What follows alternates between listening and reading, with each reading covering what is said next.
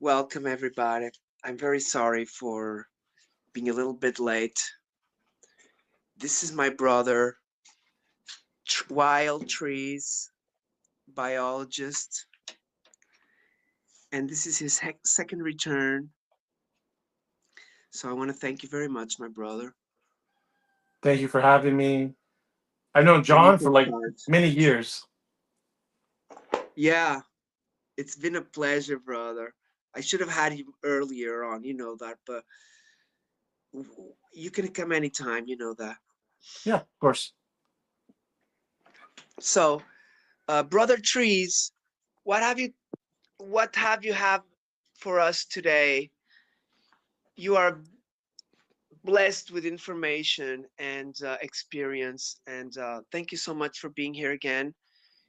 Your link is on the description, so everyone, please connect with my brother Wild Trees. Thank you. Yeah, if you want, I'll just give a quick introduction for people that are not familiar with me. So, I'm basically a biologist, which is a type of scientist who studies life, like living things, like plants, like this one, and animals. And I mainly study like insects or animals without any bones, is what I really like doing. And I've published research on insects and their behavior.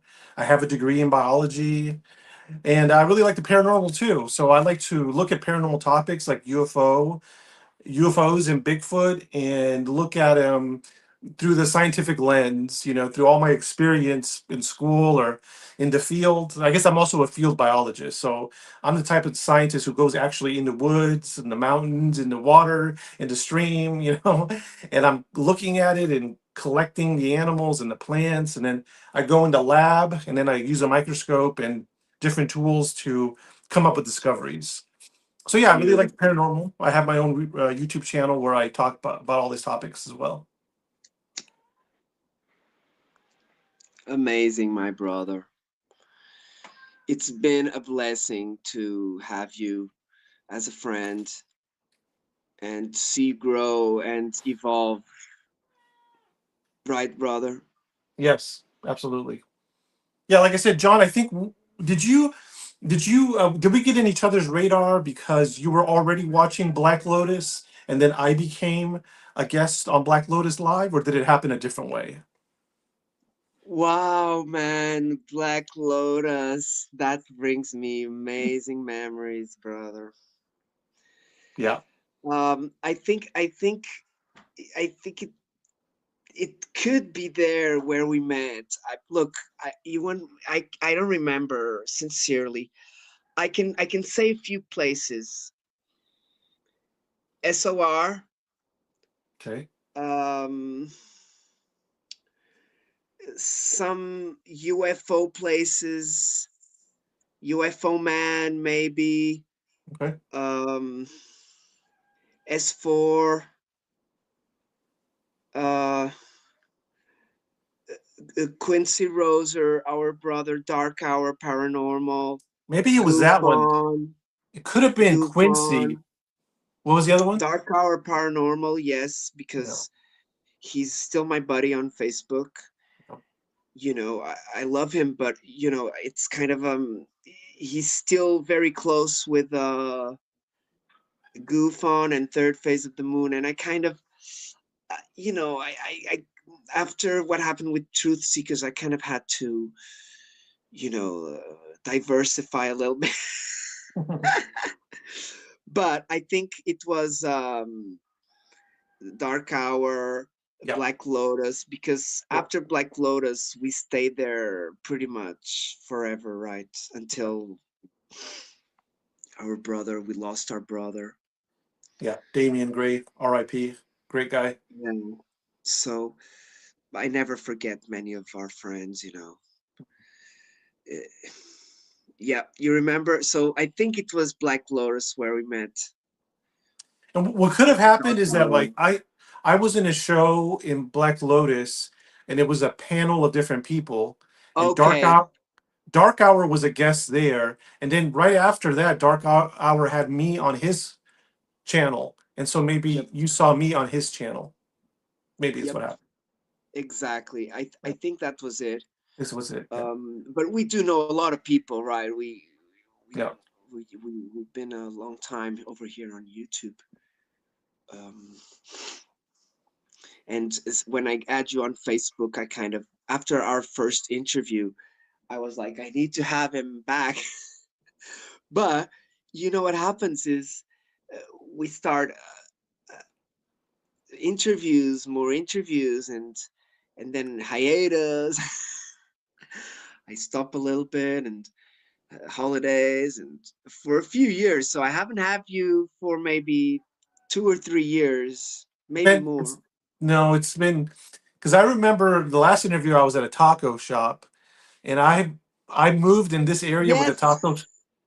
I moved in this area like 2 years ago, so it couldn't have been more than 2 years ago. It was 2 years tops.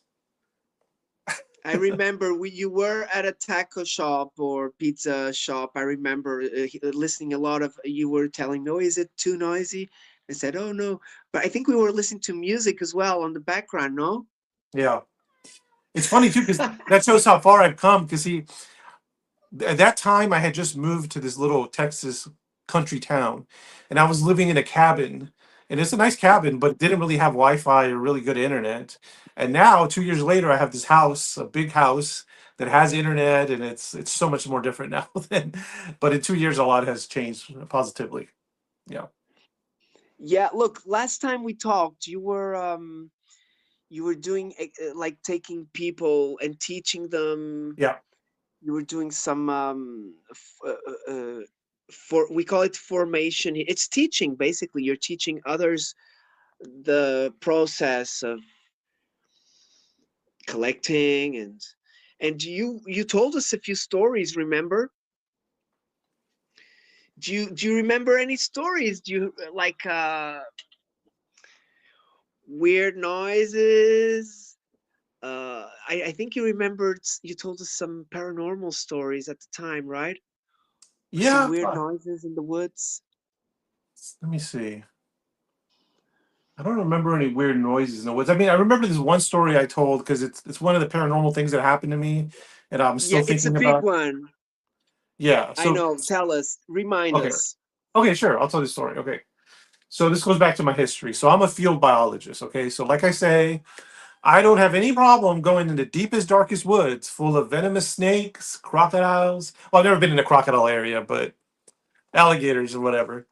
And so when I was in college, I would go to this place called the Big Thicket National Preserve, and that is in East Texas. And it's this really big, wild area that's set aside for nature. There's a lot of Bigfoot sightings. There's a lot of animals. There's ghost stories. There's UFO stories. But it's known for all its biodiversity, different animals. And I've done my own research there. I know that there's a lot of biodiversity. What that means is that if you look at one pond, it's got a bunch of different types of life, like more than a regular pond. So for some Okay. reason, this area they really like. There's a lot of animals. Well, there is a reason. Some scientists say that the reason why this area is special is because during the last ice age, the ice kind of pushed 3 or 4 different kind of ecosystems into this one area. The ice was encroaching, and so Wow. you have so many different animals in just one spot.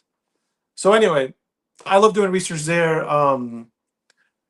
But there's a lot of UFO sightings. If you go to this like Texas Bigfoot website, there's so many people that say they saw Bigfoot crossing the road. And I collected a UFO story. This is a really creepy one, okay? So I met a friend who was working at the research station, where I would go to a house. It was a house for scientists. So a lot of scientists would visit from other countries or from other cities. They would stay for a week. They would stay at a house, and they had their laboratory and they would collect, and it was so much fun. I actually used to go there on purpose, and I would stay there at random times because I would meet all these different scientists. Like I knew, like, hey, I was Wow, like, brother. let me go for a week and do my own research. But I knew when I'd be there, I would meet some guy. One time I met a laboratory from Nebraska, and they were so nice. Not Nebraska, sorry. I think they were like, I don't know where they're from, but they were studying nematodes. So nematodes are worms, like microscopic worms that live in the soil all over the world. And so how random is that? And I got to learn how you collect the worms, and just a great way to like learn random scientific stuff. Yeah, it's huge. Yeah. And so there was a worker who worked there. She helped the scientist. And I asked her to tell me any creepy stories in the area. And she told me a story. So this happened to my friend. It happened to her mother and her grandmother in the past. So imagine a young woman and her mother. Okay. But it was in the past, right? So they were driving down these country roads and they saw a UFO landed on the side of the road. Okay. Uh, there's no details of what it looked like, but they knew it was like, hey, that's a weird UFO. That's not normal. Then the younger woman, she was like, let's get out and get closer. And then the older woman, her mother was like, no, let's not do that. But then the younger woman didn't listen and she did get out to get closer to the UFO. And then both of these women refuse to talk about what happened next. So my The friend who mother told and the grandmother. yeah. So my friend who told me the story, she said her grandmother who was there was on her deathbed. So her grandma was like pretty sick, you know? And she was like, "Grandma, please tell me what happened after my mom got out." And she still would not tell. So it's just a creepy story. Who knows what happened, but it probably was not good. But did the girl disappear? No, they were both there, so they survived the encounter to tell the story. Both of them. They But just don't want. the girl who went out disappeared, or No, no. She's the mother of the. She was the mother. okay, so she was the witness, okay, but she didn't Yeah, say anything. What happened to her? yeah. So it was her. Yeah, her and her mother, which is the grandmother and Oh, the mother of my friend. It's a little confusing. But yeah, there were if two. they don't want to tell it, it's because it's kind of private, like Yeah, detail. That's yeah. what I think. So something happened like that. Something weird. So then what happened to me is I was there one time doing research, and I was studying UFOs at the time. I was really into UFOs, and at the time, I think it was the same time when that New York Times article came out by Leslie King and Ralph Blumenthal, and it was a big newspaper article that was talking about how there was a secret government UFO program. So people were. It was one of the first things that happened because this was like 2015 or 16. This was one of the big things that happened where people started taking UFOs more seriously.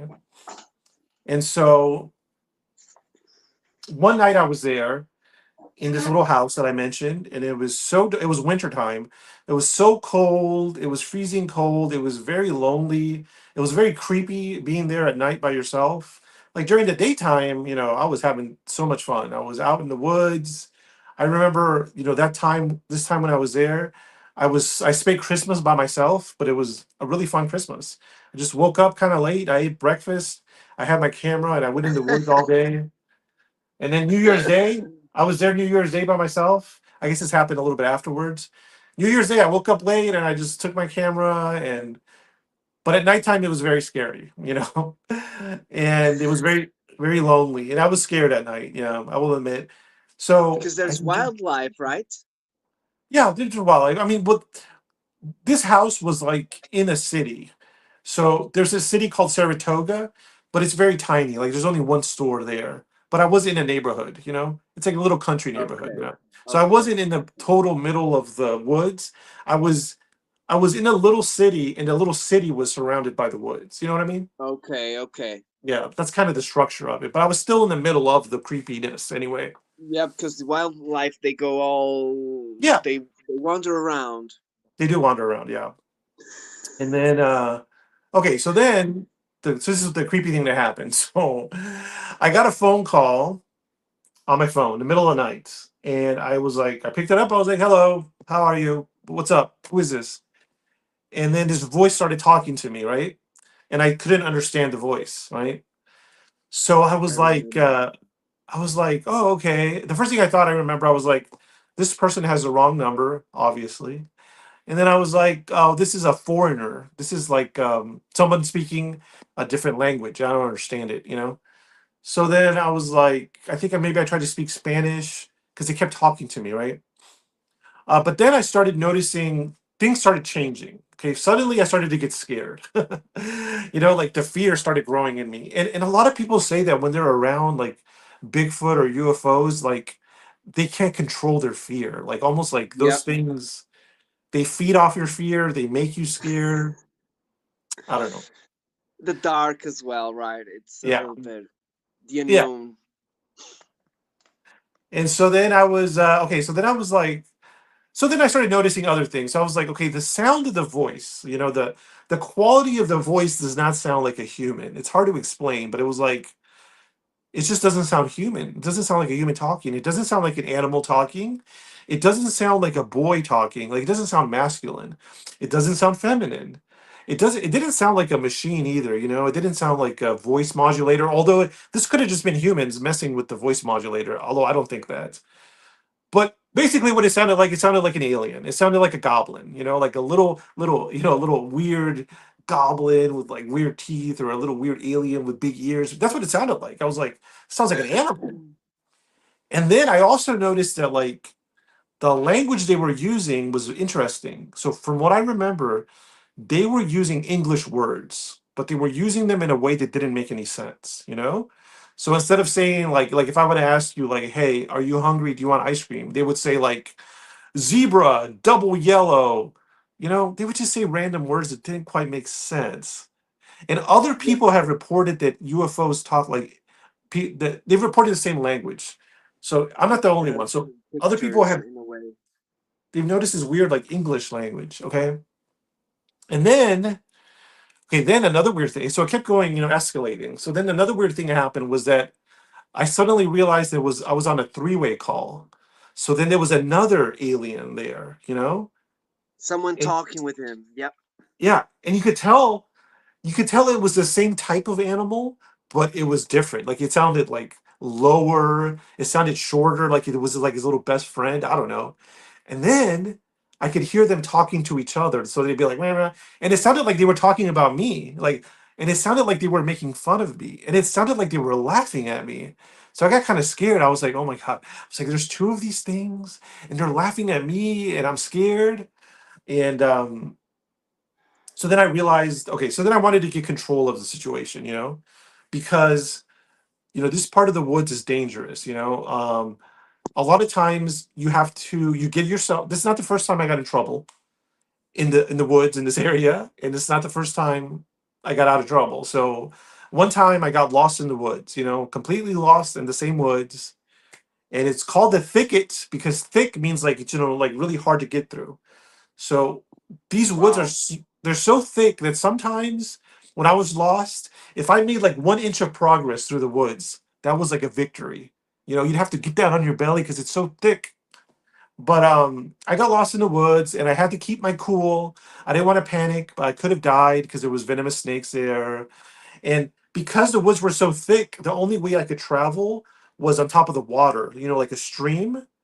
But a Yep. lot of times I had to like cross the stream, and I was thinking like, look, if I'm crossing the stream, what if I fall and I drown? It was like, but I had to clear my head and I had to get out of that situation, and I did. And then this other time, I was with a research assistant, and we were catching little beetles on the side of a river. Now the river was very wide; it was a big river. I forget what it's called, but it's in my notes.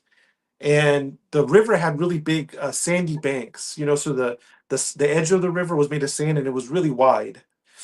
And then we were walking there I was there with my research assistant, and we were having a good time. It was in the wilderness, lots of wild, a big adventure. But I stepped in the wrong place, and it was like quicksand. So what Oh was my happening? gosh. Yeah, what happened was, I mean, I think all quicksand is like the sand had mixed with the water in a way that it was like really thick cement. So as soon as I stepped down, I remember the sand, it went up to my knees or my thighs, it went really deep. And then I was stuck. I was like, oh, I can't move. And once again, I didn't want to panic. I was like, I'm not going to panic. Do not panic. Calm down. Call your friends.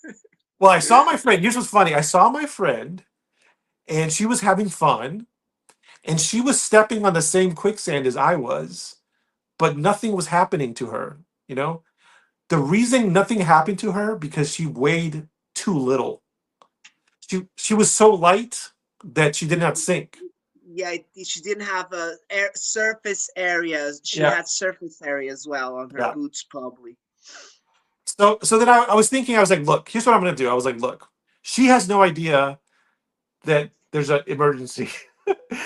She's really excited to be here. She really wanted to do this trip. I remember that day, I was thinking, let's just go to the lab, let's just stay in the lab and do some boring work we have to do. And she was like, I really wanted to go in the field. And I was like, okay, yeah, you're right. Let's go in the field. So we had to, get all the gear. And she was right. It was fun. But I was like, look, I don't want to like freak her out. I don't want to mess. So I was like, I'm going to try to get out of this myself. If I can't do it, then I'll ask her for help. Yeah, so yeah, you did well. Yeah. And so I had a few things happen. Luckily, I had on waders, those rubber pants that go up to your, like right here. Yeah, And so it was you like a took them shell. out. Yeah, it was like a shell around me. Yeah. Well, what I eventually did is I calmed down, and I remember I just very slowly, like I had to concentrate and very slowly inch my way out. And it took a long time, and I had to be calm and slow and very precise, and I got myself out. But anyway, Wow. the reason I say those stories is because going back to that room, talking to the aliens, I was back in that situation again. I was like, now I'm in a what did I get myself into again? Now, for some reason, two aliens are calling me. I'm by myself. They're laughing at me. I don't know what they want to do with me. So going back, I wish I would have been calm. I wish I would have been cool. Like, hey guys, come over. Let's have a beer. Uh, let's play a game. Let's play Twister. I don't know. But I was scared, and maybe they were Yeah, I making me think you did scared. well. You did Well, well. You told so me what? at the time that it said something about a king. Yeah. You So that's the end of the remember? story. So the end of the Okay. story is this. Okay. So the end of the story is that I was like, here's my plan. I was like, let me make a plan. I was like, I had figured out that they're speaking English. So I was like, let me do this. Let me have you ever seen Jurassic Park 3 by any chance? Oh, of course. Okay, do you remember in Jurassic Park 3 at the very end when Alan Grant is surrounded by the velociraptors and they're getting ready to kill him because he stole the eggs. But then he picks up this resonating chamber and he blows into it and he communicates with the raptors in their own language and they get confused and they leave him alone. So I basically did the same thing. Okay, I did the same thing. So I was like, look, here's what I'm gonna do. Because they're speaking English, let me calm down. Let me listen carefully to what they're saying. Let me memorize one thing they said and say it back to them. Okay, that was my plan. That's all I had to go with, right?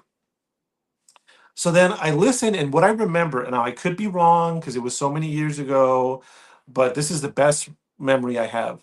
The one little phrase that I memorized is they said, "Where's the bucket, Leroy?" Now, what does that I mean? Well, remember that. they're asking for a bucket, which a bucket is like a plastic, container. And Leroy's an interesting name because, excuse me, it sounds like a country name. In my country, it sounds like somebody from like the woods, like, oh, Leroy. But it's actually a French word. And it means, Yep. that's what you were saying. Yeah. I looked it up. It's a French word and it means king. So in a way, they were asking me, like, where's the bucket king?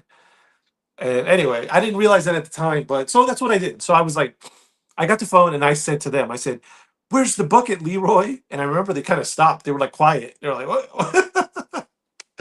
And then I kept yelling. I was very dramatic. I was like, "Where's the bucket, Leroy?" I remember I went outside and I was like totally dark, very cold, and I had the phone and I was yelling, "Where's the bucket, Leroy?" And I remember they hung up on me, you know and they left me alone. And I felt like I won something, like kind of like, when a lion comes up to you and you got to stand up and be bigger than the lion. But Yeah, yeah, you have that's to kind of at least try to answer it a little bit. yeah, If they created a reaction, if they wanted a reaction, right? You just give it to them. And So yeah, that was interesting thing about the king. I remember that. I had that in my memory. yeah, Pretty weird, right? yeah, yeah. Very weird. So yeah, I still don't know what happened. Like, look, it obviously happened. I'm not lying. Okay, I know I'm not lying. This really happened to me. What is the most basic explanation? The most basic explanation was that some humans called me. Like two people called me, but then it starts to get a little more complicated. It's like, okay, did they use a machine? Maybe they used a machine to change the voice, So they had to Oh, use crazy. two machines. But not only that, they were also talking in this weird language. So they had to make up a language by themselves and weird their voice. Thank you I don't very know. much. I feel like if it was two people that wanted to freak me out, they could have just called me and threatened me with violence, or something. Yeah, or they definitely had to be ingenious to invent a language, or either way, they created a reaction because if you Yeah, didn't know who it was, and it could have been either someone tapping on the telephone on your telephone, right? yeah. Or um, it was a prank call, weird one. But Prank call. still, it's a pretty weird one. Yeah. and and So and they and scary because you're kind of in the middle of nowhere. yeah, so that's kind of where I'm at now. Like I think it's either two things, like you said. It's either two really weird things call me and it's paranormal, or I received a really weird prank call, and that's all it is. One of those two things is probably which And you one I'm going. prank them back. Yeah, yeah, I freaked them out. Oh, Brother, we just had a few things about people talking about Bigfoot. all right. Tell us a little bit what you think, and Yeah. if you have ever heard any noises, because I have heard once on the woods. It was like a bit foggy, but no wind at all, and a big branch fell. And at the time, I had that feeling, that you know it could have been a big branch falling, but that noisy and no wind, it just made it a little bit weird. But it was foggy, so maybe the vapor of the water on the tree made it break the you know the Sure. final the final the final break because of the weight. But I've heard some things. Tell us anything you've heard, a story, or Yeah. and your experience and your knowledge on it, because I know you know a lot. Yeah, I'm really fascinated by Bigfoot. I worked in an area, like I said, all this area where that story happened, it's known for Bigfoot sightings. What's interesting is I never had a Bigfoot. I never saw a Bigfoot, but I'm pretty sure Bigfoot saw me because I was deep in those woods. So if there are Bigfoots, I'm sure they were looking at me.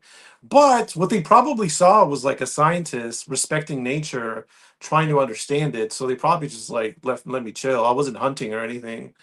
Yeah. Um, yeah, and here's the thing. Sometimes people ask me, like, you do a lot of field research, you're in the woods, you ever see anything weird?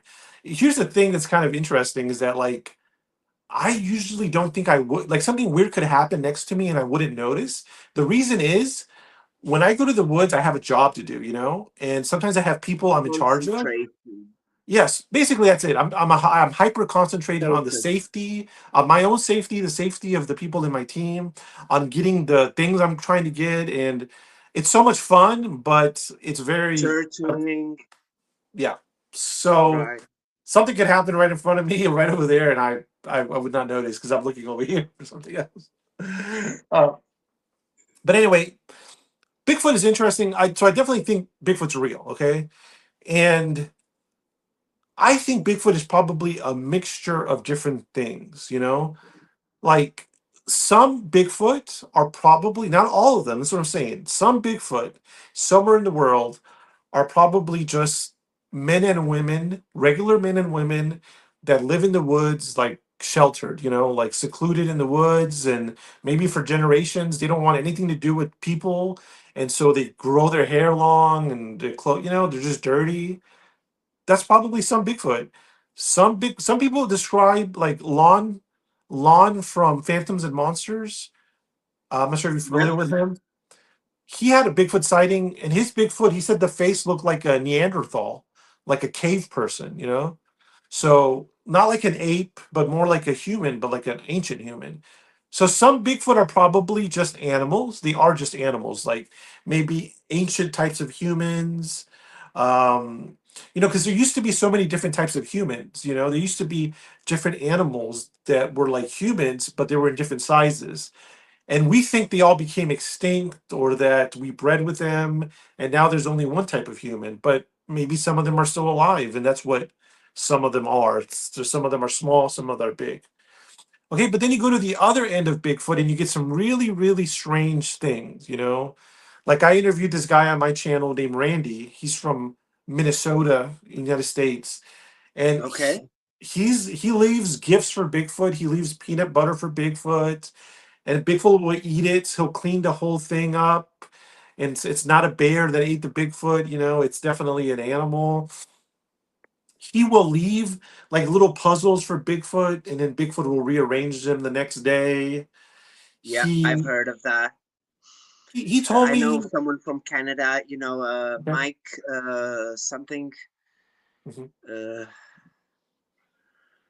Bigfoot Ontario. I think we Okay. probably met him some years ago as well. Um, I do follow my sister Mama Bear. I don't know if you known her. No, I'll have to check her Uh, out. yeah, she's our wonderful sister from California, and she has a big past Okay. on indigenous and story, and you're gonna love her, my brother. She's elder medicine bear claw, our sister, Okay. and I've known her for a few years, and she's been a big influence and teachings for Bigfoot, as well as everybody of you, of course, Very because cool. I've known you for many years. I don't know how many years, but maybe like 5, 6. I think six at least. Yeah, because um I think I monetized last year. Mhm. Yeah, I think it was last year. So it was a little battle to 1,000. Either way, brother, tell us more. Sorry, I don't want to interrupt you.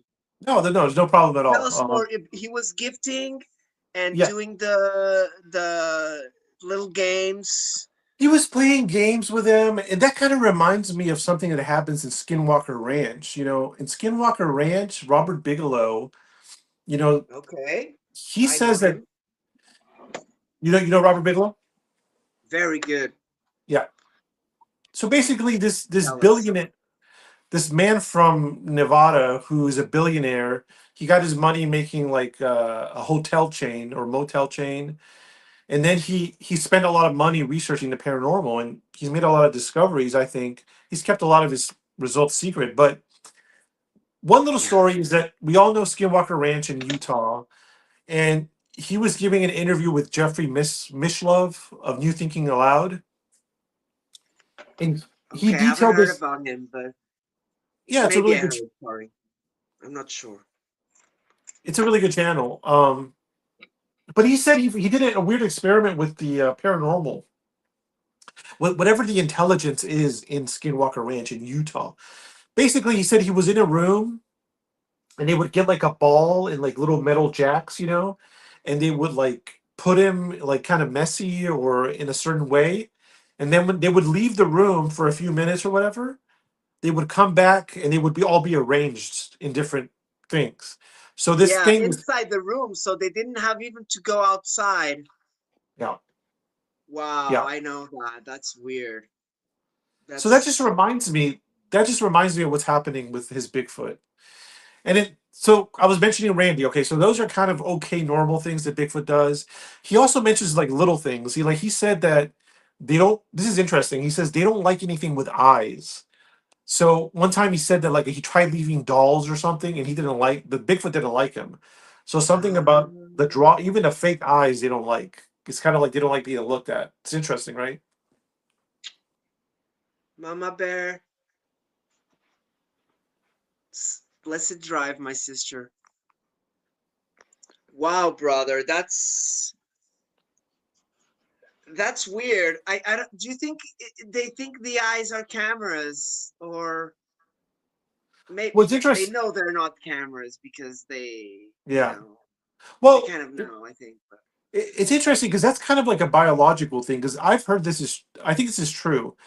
Like I've heard that if, like, let's say certain wild animals, you're being stalked by them. So let's say you're being stalked by a giant cat, like a tiger. You find yourself in India and a giant tiger is stalking you. And let's say you're in the wow. ocean. Let's also say you're in the ocean and you're in the ocean. You're being stalked by a great white shark. Well, I've heard that for both animals, if you just look at them, you keep looking at them, you face them, you look at them, they will not attack you. The second you turn around, they'll attack you. So it's like even wild animals, if these stories are true, wild animals they just don't like being looked at. Like they feel threatened. But as soon as you turn around, they'll attack you. So yeah, if you're ever stuck in the water, there's a shark, just keep facing the shark, and he'll be too scared to come close to you. Oh my gosh. Sharks is something, brother. Because I like surfing and just the thought of it. Yeah. And then I've even heard that in like yeah, in India, the people that live in areas with tigers, they will put on a mask on the back of their head so that it looks like they have eyes on the back of the head in case the tiger is stalking them. It'll look like they're looking at them.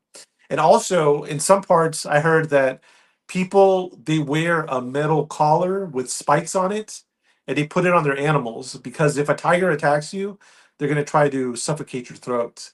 But if you have Yeah. metal spikes, it'll stop them from doing that. Yeah, they will probably attack like the legs. I don't know, somewhere else, but you know what I mean. But at least they don't like being attacked either because an infection is the end of a wild animal, basically. Yeah, That's their law. yeah, Oh, yeah, this one is another one. Look, hit the shark on the nose, I heard like about the that one. dolphins do. Same thing for alligators. I heard alligators, the nose is very sensitive. Oh, Wow. but if somebody's being attacked by a dog, what I heard you got to do is choke the dog. Like if somebody's getting, let's say the dog's biting somebody trying to help them, I heard the best thing to do is maybe take off your belt and then start like wrapping it around and suffocating the dog. Is the only way you get a dog to let go.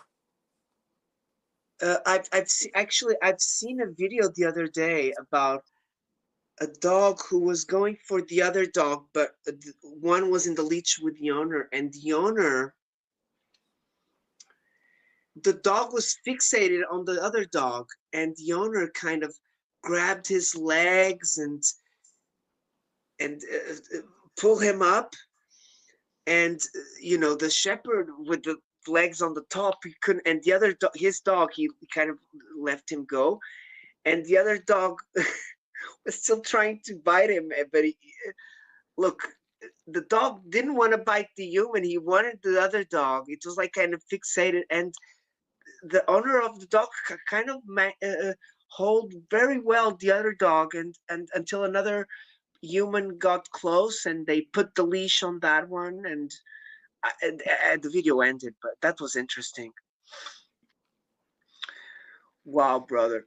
So yeah, I do look. We do not have big woods here, but the small patches that there are, I do think there are entities on the woods. Okay, Mm, okay. I just saw a video yesterday. It's actually about a guest that I had here, um, Steve Mira. I don't know if you heard about him. I made an interview with him. Okay. He's the producer or ex-producer, one of them, on Gaia TV. Okay. Cool. So YouTube recommended him to me, like, and I sent him a message and a comment, and I asked if he wanted to be on my show, and he came on my show like pretty quick. I was like amazed.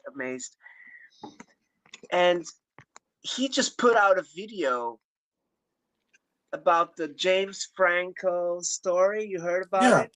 I've been following it a little bit. Yes. And you're not gonna believe this, okay? Okay. I'm gonna send you the print of the photo. Okay. So what he did, because he's a producer, he works with cameras and editing and stuff. Steve Mira, when James Franco pointed the camera to the garage and he said, "It's there. Can you see it?" or something like that. And we were all looking at it, and it's like, it's a freaking door to a garage. Come on. There was nothing there. But you're not going to believe this. Steve Mira picked up the image and the video, and he started going on the different filters. And brother, you're not going to believe this. He shown a picture. There was the garage door, like nothing there, with another filter. And on this filter, you see like a freaking huge dark head, like you see on the pareidolia Yeah. when you see videos of people on the woods and stuff. Yeah. So those entities, we call them, forest entities. And Mama Bear, she's been a big help. And of course, many of our friends, from the Bigfoot community. But why? Because aliens have been seen, like the Las Vegas aliens. They are like Of course. translucid and tall. Yeah. These entities, they're seen in the woods like this. It's like they happen all the time. And in Brazil, there's actually those kind of, they look like aliens, but they're kind of thin. They look like sticks, Mm. and their bodies, they're kind of translucid, and their heads like elongated. But some of them have a freaking mantis face. Okay, Wow. so some of them are mantis, and they're very tall. There's been pictures of them like on the back of a garage, and on the back of that garage, it's like woods, so it would have to be tall. And you see like from the neck, so like a thin neck, and then the shadow of like a insectoid from a Yeah. mantis beam. So I kind of believe in those as well. More about the experience that people tell in the videos and stories, more than my experience. But Yeah. sometimes in the woods, I do see like, maybe it's the shadow of the flash of the camera, but I Yeah. do feel like it looks like branches on the vertical hiding on the sides of the trunks of the trees. But it's kind of that effect of the shade of the shadow. Yes. Yeah. So I don't know what it is. Is it the shadow? Is it we see them on the corner of our eyes because we cannot see them in front. You always see them like in the corner of your eyes, and it's kind of a quick I heard about that glimpse. too. Yeah, I've heard about that. So yeah, I'm not saying I've seen them, but sometimes it gives this feeling because of the flash and the shadows and the moving, the ferns, and you see like things moving. Well, are there legends or folklore of creatures where you live going back? Look, the one that I know most is the boogeyman, okay? Okay. And I don't know if the boogeyman comes from Friday the 13th. Do you remember when was the first time in movies that the boogeyman was mentioned? That's probably when I was quite young, and Okay. um, at the time, who said that? I think it was my parents. They said they didn't Mhm. like saying it very much. Uh, yeah, look, I think we're Portuguese, but I think they, because we're so westernized,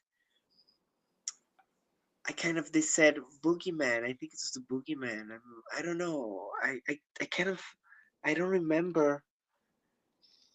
I'm gonna ask my wife if there's a translation to the Okay. boogeyman. But the boogeyman usually was someone with a bag on their back, and they would take the children, something Okay. like that, if we behaved badly. Yeah.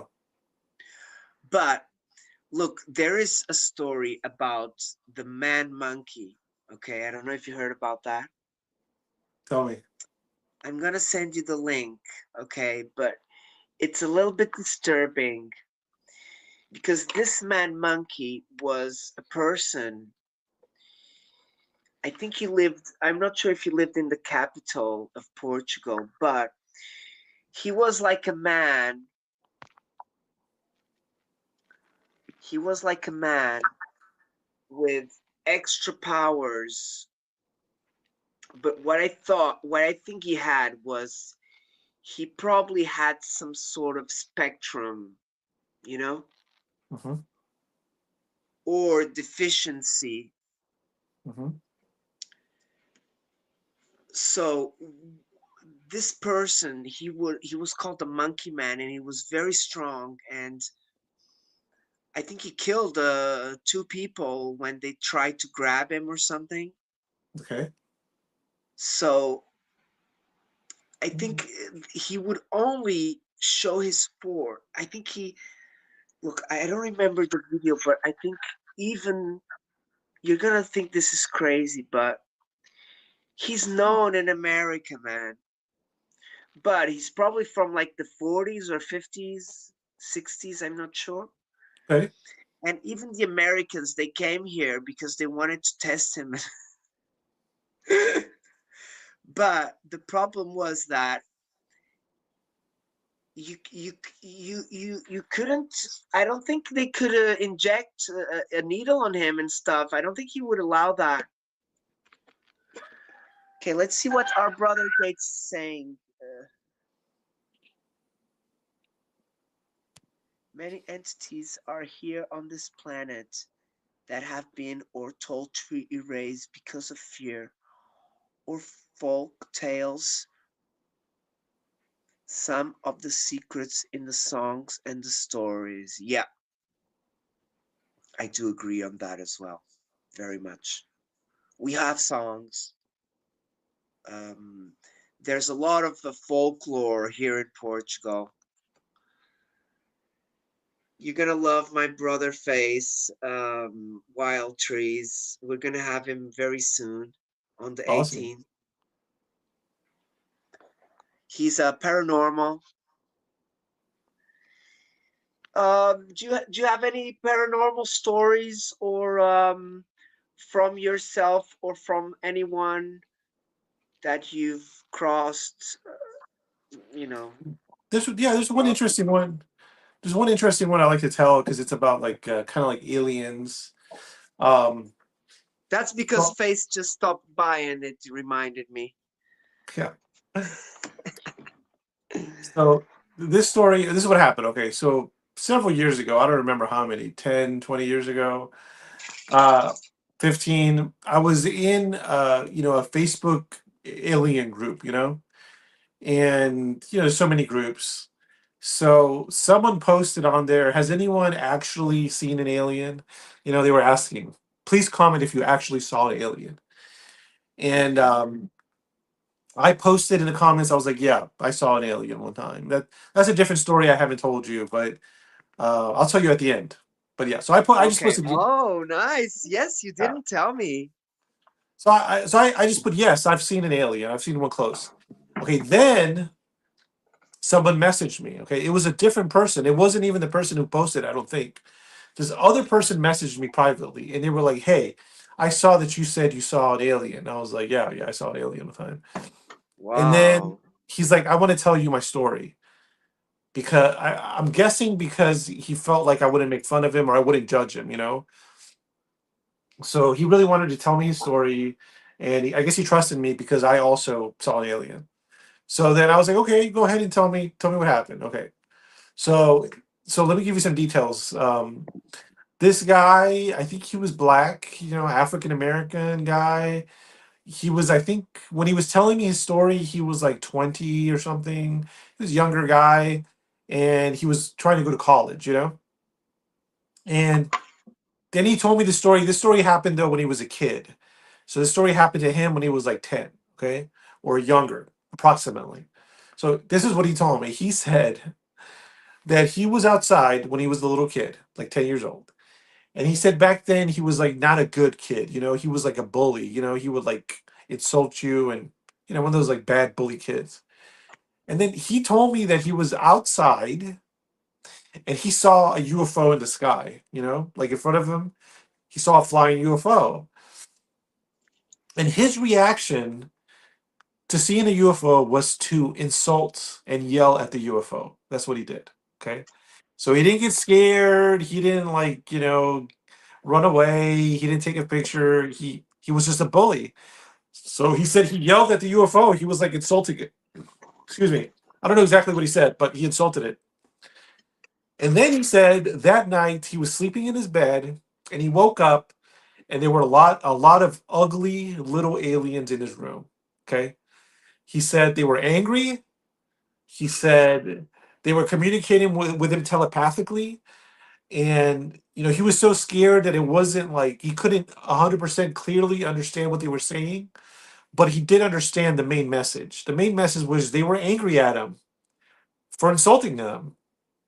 And he said one of them was like crawling on the wall or like walking on the wall. So they were doing like weird, like defying gravity. And he said they were a little bit reptilian. They were short. They didn't look like a classic gray. He said they were very ugly, very scary, and they were mad at him. And then he said after that, they left him alone. I guess the next day, and he said that changed him. He's like, I was never like that way again. And he said that ever since then, he's scared that they would come back. So that story, if it's true, it gives a lot of interesting information. Number Yep. number one, these things can hear you if you yell at them. Hold on a second. That's my cat has a robot and it feeds her, so I was just feeding her some food. Non-human Is she going intelligence. there? Did she press the paw on No, it or? it's on a timer, so it's 5:03 right now. So it's just better. So one thing it taught me was that if there's a real UFO with aliens in the sky, they could actually hear you. So this is why I give this advice. If this is true, I give some advice. If you ever see a UFO in the sky, you should stop. You should look at it, admire it, soak it in, and then you should say something to it. You should say, "Wow, that's a beautiful UFO." A bunch of compliments, like whoever is inside there is probably wonderful and smart and good looking and you know what would be great if when I woke up the next day they could somehow put $1 million of gold underneath my bed. I would love Yes. it. I'd love that if they could do that. If not, whatever. And then you And give a should walk fresh away. note. Was that? Fresh notes. Yeah, fresh notes, uncirculated fresh notes. and uh, and you shouldn't go close to it. And I always say, look, man, I know you want to, but never get close to a UFO. It might burn you. It might give you Yep. radiation. Just don't do it. That, I think Uh, that's very true.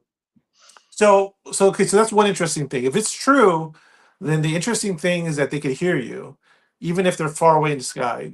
The second interesting thing, and this is to me, it's not very surprising. To some people, it may be surprising. To me, not surprising. The other thing is that these things have emotions. These aliens have emotions, and they're very human like. You know, some people are surprised by that. They're like, "Why would he be mad? He's an alien." But I think they are very human like, or we're very alien like. You know, we always think, "Oh, maybe they're acting like humans. Maybe we're acting like aliens. Maybe we come from them. Maybe we're not so different." But yeah, so Yep. that's interesting. So some of these aliens, they have emotions. They can understand us. They get offended. They could hear us. It's very interesting stuff.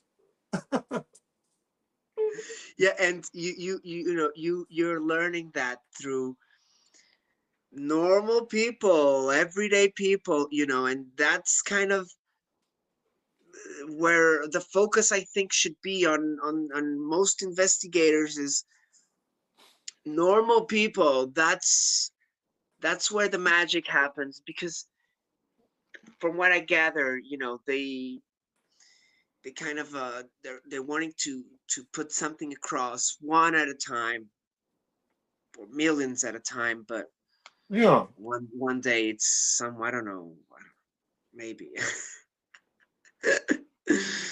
But so this is interesting because everybody wants disclosure. You know, they want mass disclosure. They want the whole planet to know the truth about aliens, and I'm not sure if that's going to happen. But what I do know that could happen is you could have everybody can have individual disclosure.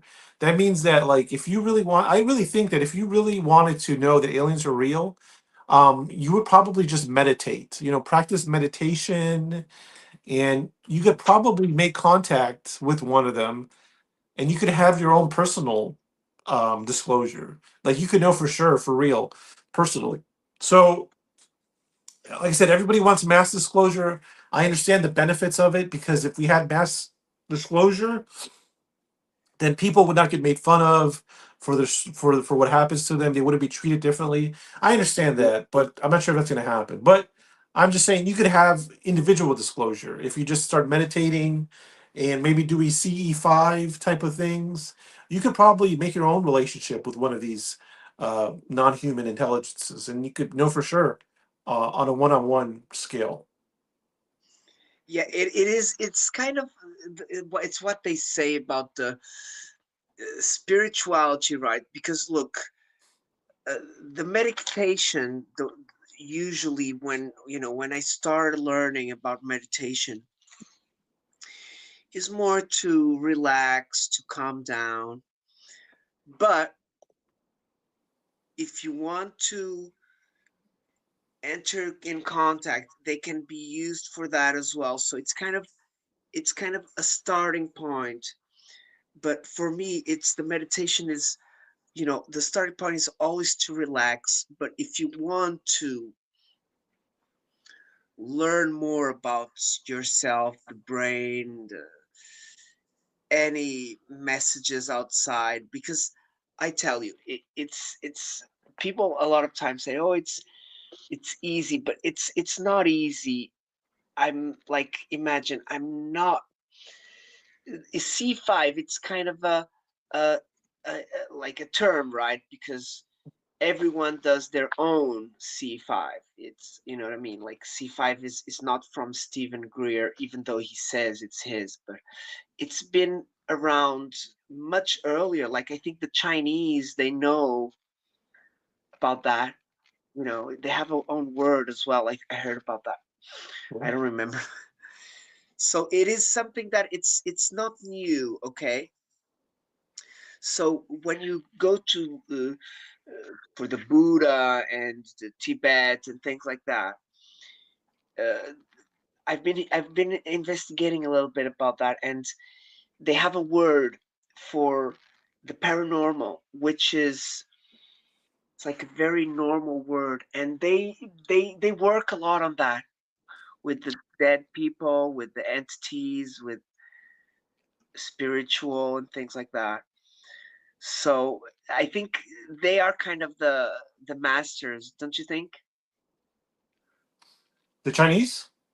The Tibetan Oh, the Buddha. Tibetans.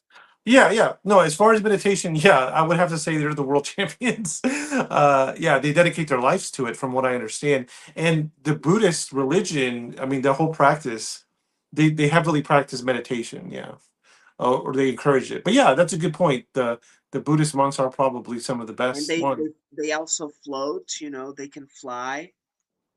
I heard about that. Yeah, And there's videos apparently of that.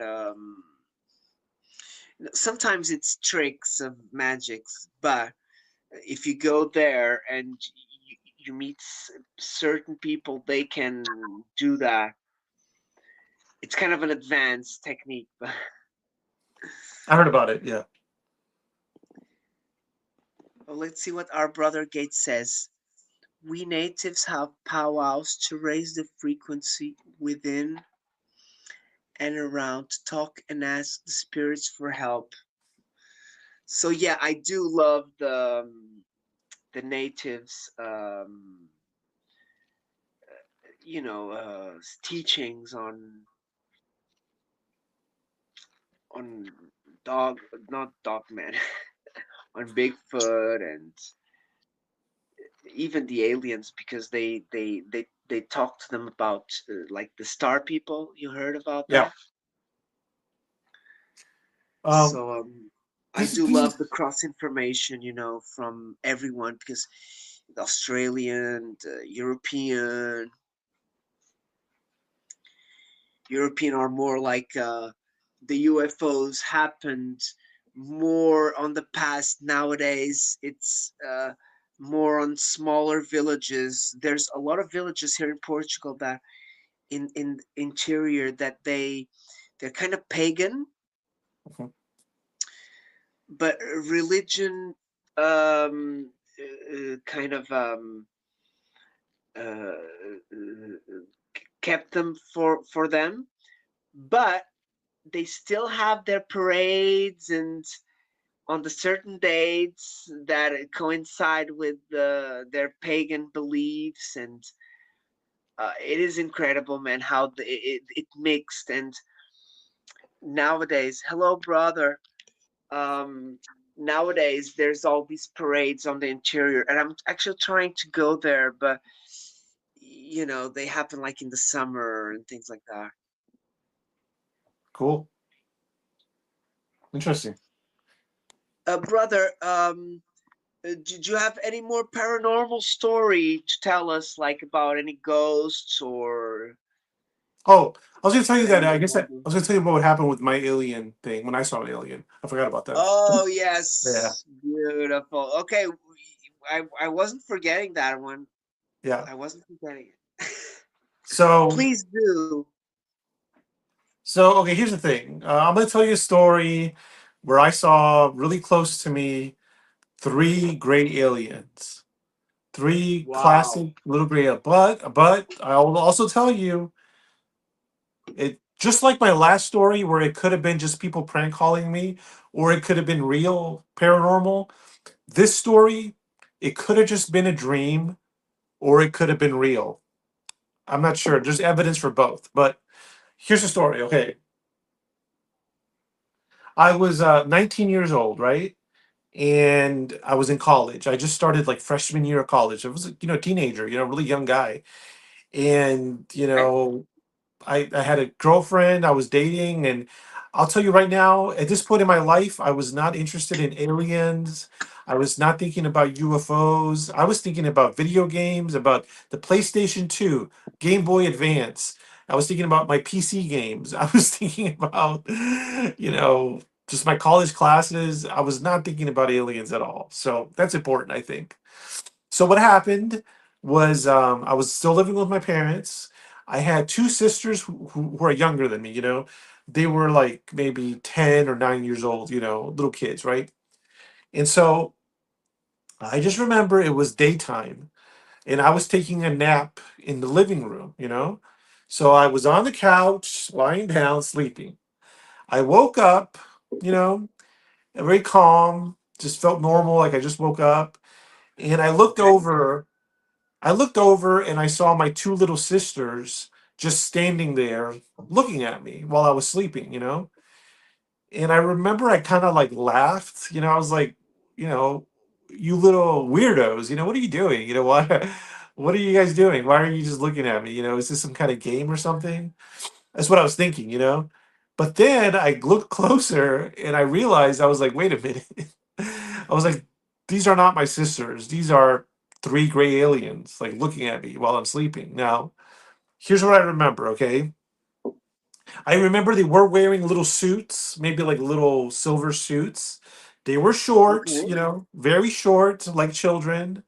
I remember they moved like children, you know, they were like very delicate, kind of moving like a little kid. Yeah. And this is important. They also looked very cute.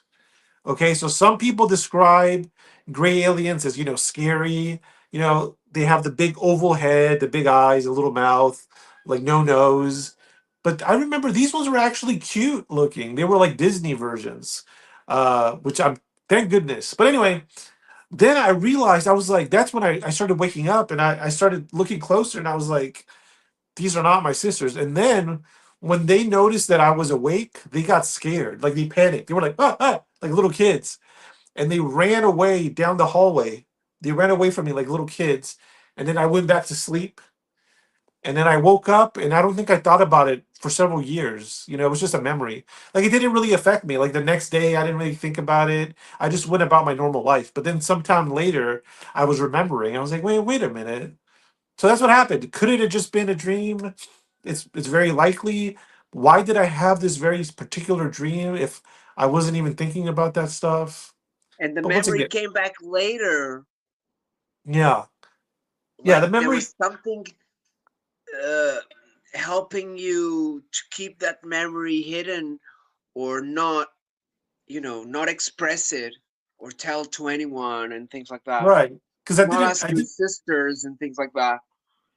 You yeah. didn't ask them, right? No, I don't think I asked him. No, no. Oh, Wow. something, and something else happened weird in that house. This is another weird story. Okay, so this happened in the kitchen. So the kitchen was right next to the living room. Okay, so this happened to me when I was 10 years old, okay? So the first story was 19, this was like 9 years earlier. I was 10. Okay. So basically, I remember I was outside the house and I was going back inside the house and I was about to close the door, okay? And my mother had been in front of me. So my mother was in the backyard. She had gone in front of me inside the house. Then I was next. And I was about to close the door, but I was as I was going to close the door, I felt a hand kind of like grab my wrist like this Oh and my. pull me back, like try to stop me from closing the door. And I remember I looked down and there was no hand there, right? But it just felt like a human hand was just it didn't hurt, it wasn't cold, you know, it just felt like a normal human hand tried to stop me. And I was just I thought it was weird. And unfortunately, I did not listen to the hand. The hand was saying don't close the door, but I didn't listen. But I was just a 10-year-old kid, you know. So I closed the door and it turns out that it was like a freak accident or something. But my mother's finger was like in the door, but on the opposite end, you know, not where the door handle is, but on the other end. And it ended up like smashing her finger and she had to go to the emergency room. It was like a big deal, you know. So some invisible hand was trying to communicate with me and prevent this accident from happening. And it happened at the same Getting it house. worse. Maybe it could have gone worse if Could have. if you didn't restrict it. But Yeah. wow, that's interesting. That's interesting. So I don't know if those two things are related, but yeah. Yeah. It was funny too because Very recently interesting. somehow I stumbled upon this video and there was this guy talking about his paranormal experiences. He might have commented on my channel. But all I remember is I was watching one of his paranormal experiences, and the exact same thing happened to him. Is that he felt an invisible hand also grab his wrist and stop him, and I remember commenting on him like on his on his video. I was like, I think it's interesting that we both had the exact same paranormal thing, an invisible hand grab our wrist and try to stop us from doing something. It's like, what are the odds of that happening? Yeah. Very interesting. Do you remember our brother friends? Which one? Friends with monsters. I don't think so. I Do don't you remember. remember him? No, that's his channel, Friends with Monsters. I've met him some time ago, Okay. but he's been a friend from the Bigfoot community. But I thought you knew him. No, I'll have to check him out. He sounds very cool. Awesome. I was gonna He's make a a point. good friend. I was gonna make a point about aliens. Basically, I remember I did want to talk Yes, about of that. course. So Let's go for it. I've been thinking about this for a while. So okay, one of the reason why people study the paranormal is because, now correct me if I'm wrong, but one of the many reasons why people study the paranormal, they study aliens and UFOs and Bigfoot and creatures, goblins, is because they are fascinated by the idea of something living that's so strange, so different than a human, you know? A Bigfoot is like big. It's not like a human. It's hairy. It's strong. An alien, where does he come from? His body is small. His skin is gray, So that's one of the reasons why people study the paranormal is because they want to understand different living things. They want to make contact with strange living things and they want to have that experience. Now, what I want to argue and say, I want to say you could already have that experience. That feeling, you could already have it right now. And what I mean is, if you just go outside in nature and you look into trees and you look in the wind, you look in the water, you look in the dirt, you will find animals, animals and plants, okay? And this is what I'm saying. I'm saying, look, you could find right now, you could go outside your house, and if you just spend the time to look, you will find a interesting insect. Okay, now his body will be very different than your body. He'll notice you. You can see his eyes. You'll see the little grasshopper's eyes. He'll look at you. He'll move his body, and you could interact with him. You could like look at him. Look at how his antenna move, and he'll look at you, and you could try to hold him, and you could have, Sorry. or you could kill him like this. No, it's not. It's still here. I got the spray. but They love my blood. The mosquitoes. But basically, I'm just arguing that plants and animals, they are aliens, and you could go out there and have interactions with them, and you could learn things about them, and they could teach you things, and you could teach them. I have some animals right here, actually. I don't know if you can see them. I'll show them. Some really weird looking ones. Tell me if you can see this. Let's Wait a see. second. Okay, we're good. Oh, I know those. Those are the carnivorous. Yeah. You've So shown them already. Beautiful. Look at that. Hungry little cutie things. here's another one. Spiky stomachs.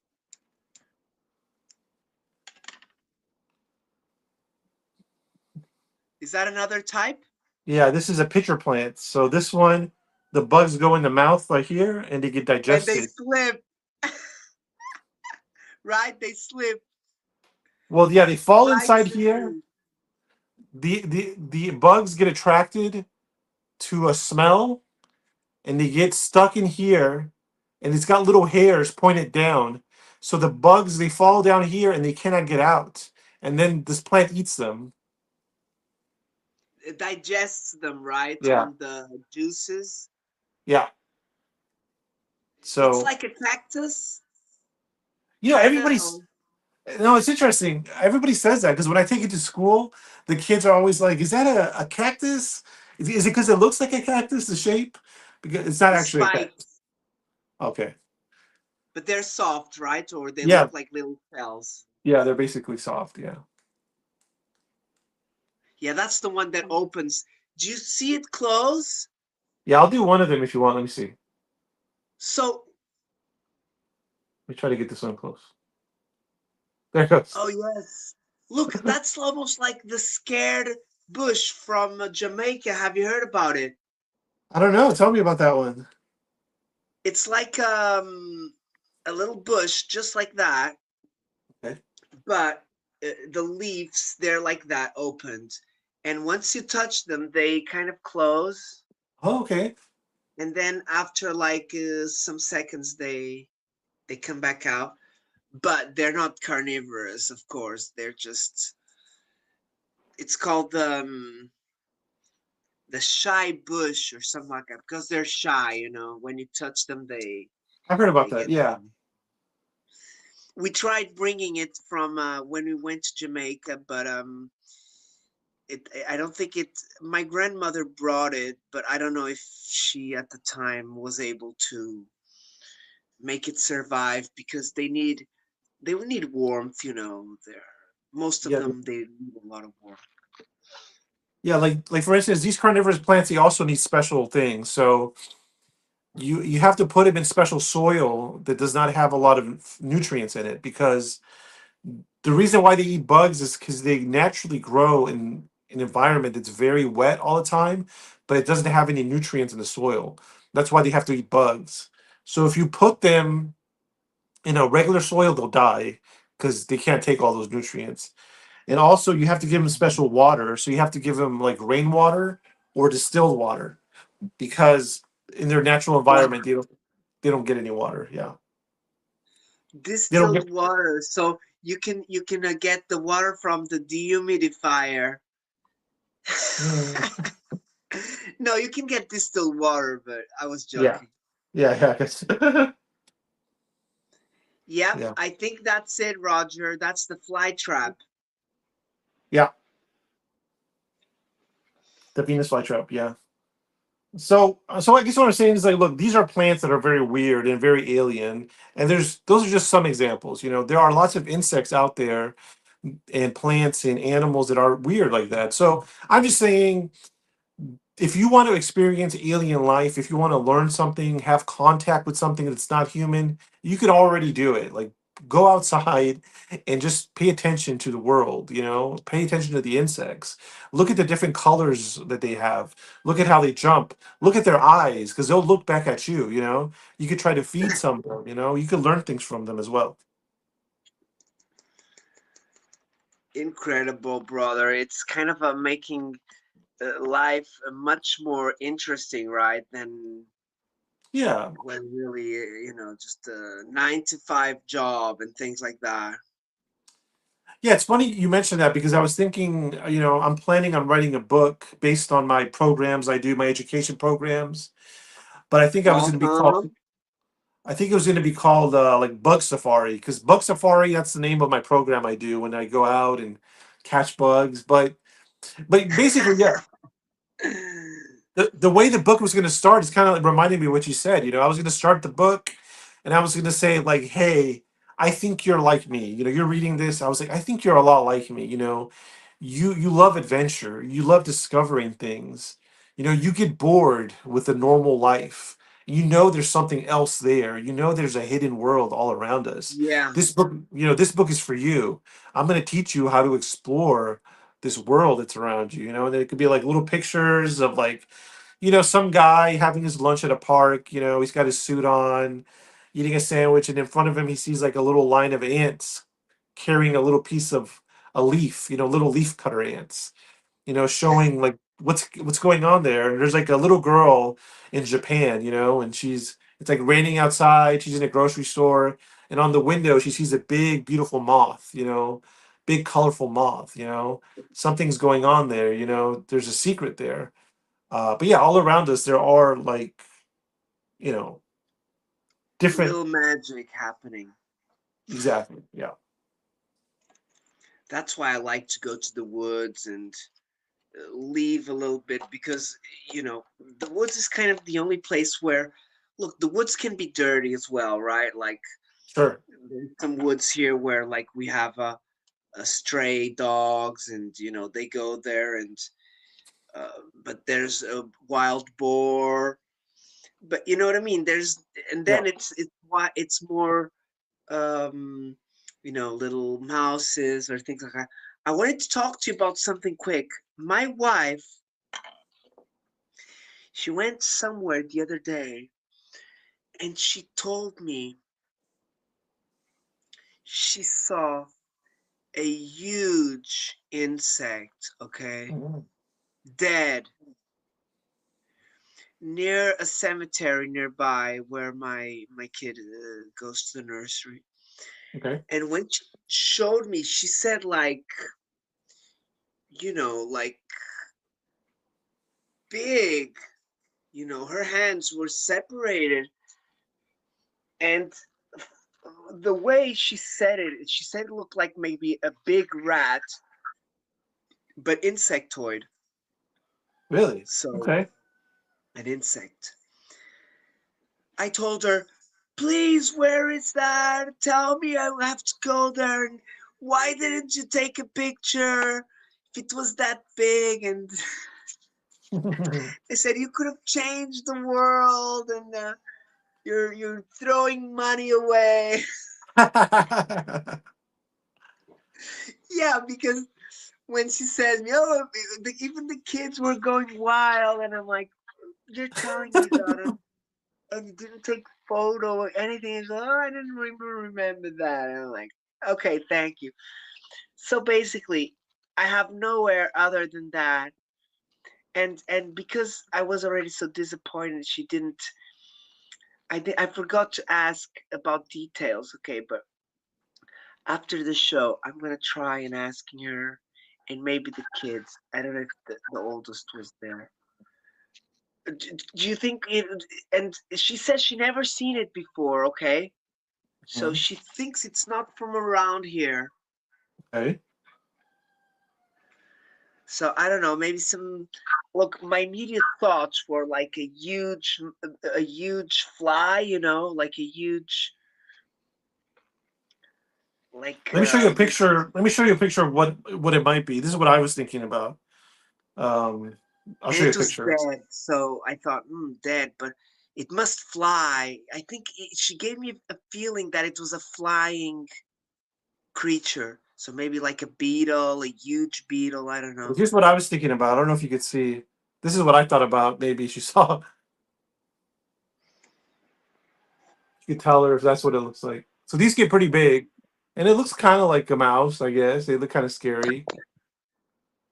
Some people Okay, eat. Some people eat these as well. So I don't know. what is that? It's called a well. It's called a toe biter. It's a water insect. It's Oh, predatory. It's got like a mouth like this, and it points. It sticks it in things and eats their juices. So it's a predator. It's called a toe biter because it'll hurt you. It'll hit you. And they live in the water, but sometimes they come out of the water. So that's just one thing I thought it could be. oh. Okay. So they live like on little streams, Yeah, exactly. swamps. Oh my gosh, that's where I usually go. Oh, I've been close, but when I get close to this area of a granite mine, wow, that's scary, brother. Damn. Oh, Do look, they here's a good move one. slowly Check this out. or they're fast? This shows you the size they get. Oh yeah. Okay, that's big. That's kind of the size, I think. Yeah, they're pretty fast. Yeah. They fly? No. Yeah, they do fly as well. Oh, they have wings underneath there. Yeah. Yeah. Wow. Do you do much cave exploring? I forgot to ask you that. That's a good question. I haven't done much. Yeah, I would love to because that's a whole other ecosystem, it's completely different. Animals evolved just to be there. Um, but it is very dangerous to do cave exploration, I had one class in graduate school with a paleontologist. So he studied Okay. fossils. And he told us a story about how he was doing research in a cave, and it was very hard to go in a cave because it was very hot. You know, you had to wear a special mask because there's like a bacteria. It's dirty in a cave. You know, it could be very dangerous. There's like animal feces, and so it's difficult. You know, you have to wear a lot of safety equipment. But he was saying Bats. bats have guano. Bats can bite you. They can have rabies. But he was telling a story. I don't remember all the details, but basically he was saying like if you when he was working on this cave, there were other researchers, and in order to do it correctly, you know, it took a lot of time. You had to wear equipment, and you know, you weren't able to be there for forever because it was dangerous. But some people, they had the attitude, and a lot of people have this attitude in life, not just when they're doing cave research, but they have this attitude of like, I'm going to be tough, I'm going to be rough. I don't need that special equipment. And basically, his lesson was don't ever be that person. You know, don't ever try to be tough or strong. You know, take your time, use the equipment. You know, because there is this I feel like there is this attitude with some people where they make fun of you if you protect yourself. Like this is just one example, but like, you know, when the COVID came out and people would wear a mask, you know, you would get made fun of a lot. And Yeah, I know. to me I didn't Yeah. understand it because as a researcher, I didn't understand it because I'm used to using gear to protect myself. So it's normal for me. So when I would go into mountains, like really high elevation, 11,000 feet in elevation, I understood that the environment was changing and I had to adapt. So Yeah. when I was so high, I had to get like a special oxygen tank to breathe oxygen. I had to put on sunscreen because the sun was brighter. I had to have a pack full of water because you have to constantly drink water. So I had to do all these special precautions to stay safe. And so to me, it's normal that when the environment changes, you have to do some gear. So I didn't understand when, you know, when COVID was going around, the amount of gear you had to wear was minimal. You know, it was just one tiny piece of cloth. It's not that big of a deal. You know, like I said, compared to the mountains, in the mountains, I had to have sunscreen on constantly. I had to constantly drink water and I had to have a special tank of oxygen. So to me, that's a Wow. lot of work compared to just a little mask. And I don't know. I just think there's other professions where people will make fun of you if you try to protect yourself. You know, like you put on a mask to protect yourself from the sun, or you wear special protection on your knee pads if you're doing construction. I feel like there's certain people that have this attitude that makes fun of you, but really it's not smart. You know, the smart thing is you only get No. one body. It belongs to you. No one else is going to take care of it. You should take care of your body if that means taking special precautions. There's nothing wrong with that at all. But yeah, the reason I say that is because if you work in a cave, you do have to do that. You do have to wear a lot of special precautions. Especially on your head Yeah, because of your the head. falling rocks, okay? Because yeah, a rock, it's, your head is strong, but it's not Right. that strong when you compare it to a rock. So Yeah.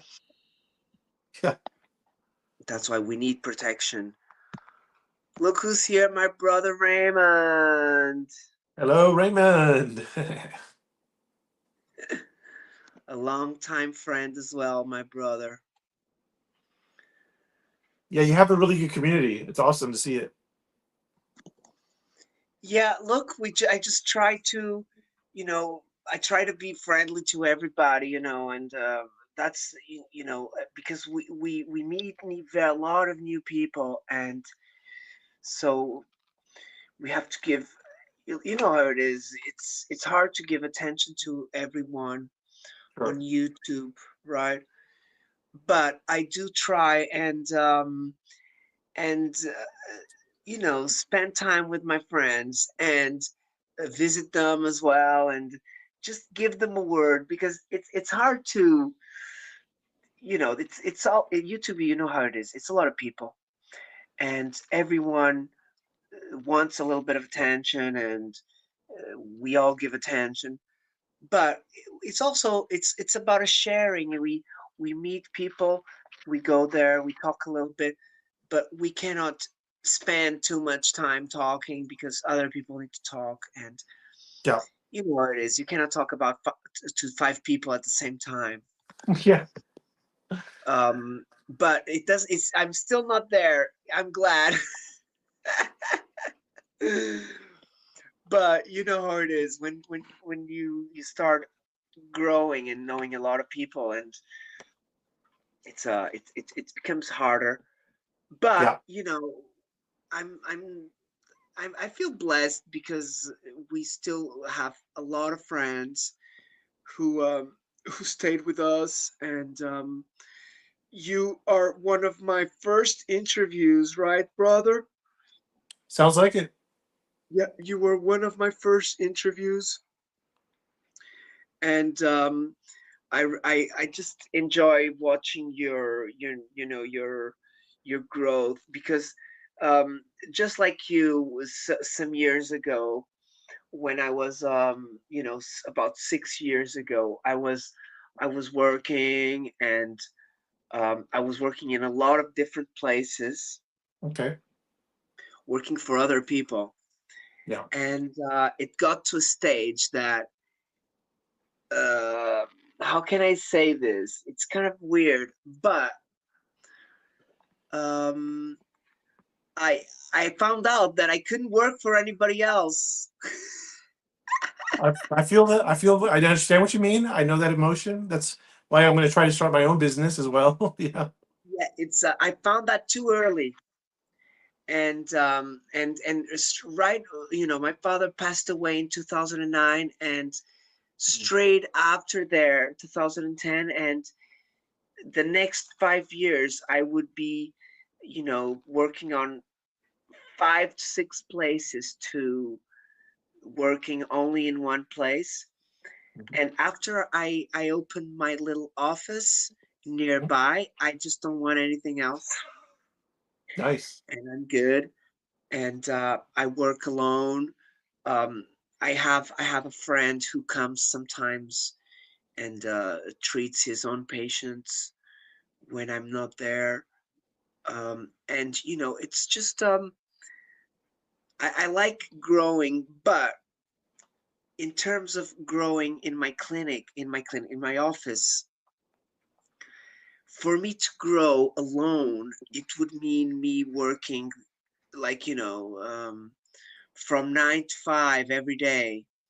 Yeah. And I've always tried to run away from that Yeah. because, no, I never tried to run away, actually. I'm not saying that. I'm just saying that I found out early that I wasn't a morning worker.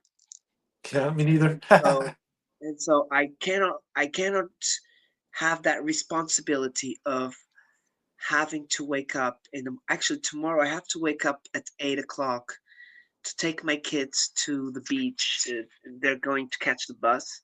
So tomorrow I'm gonna have to wake up at 8, and I'm already thinking if I'm gonna, stay all night long awake, and then I'll rest on the weekend. Right. Why? Because if I go to bed, like it's almost midnight, and I know that I will only be sleepy at about 3, at least 2, 3 in the morning. So after that time comes the stress of Mhm. knowing that with 4 hours sleep, you're gonna wake up really in a bad mood. That's true. So that's really one of my first things. I also had a patient that, you know, what started happening was the alarms didn't wake me up. Okay, Okay.